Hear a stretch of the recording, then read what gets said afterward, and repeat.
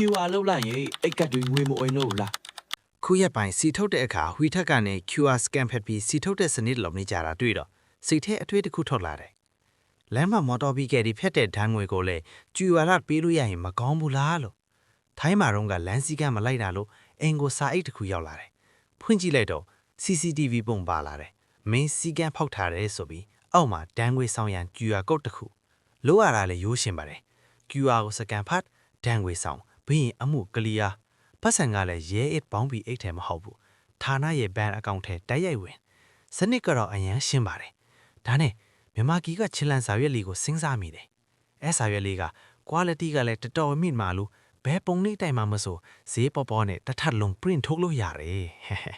တကယ်တမ်းဆိုစနစ်ကို update လုပ်ဖို့ခက်ခဲလာမဟုတ်ပါဘူးဒါပေမဲ့ update လုပ်လိုက်ရင်တချို့သူတွေရဲ့ daily income app လေး uninstall ဖြစ်သွားမလားလို့စိုးရိမ်နေကြတာပါထင်တယ်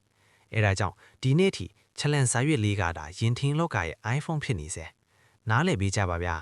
နိမနာညမနာလမ်းမှာဖမ်းနေကြတာလဲတာဝန်ကြီးဘူးလို့မဟုတ်ဘူးအိတ်ကလေးတွေကိုလေဝင်လေထွက်ကောင်းအောင်လုပ်နေကြတာပါ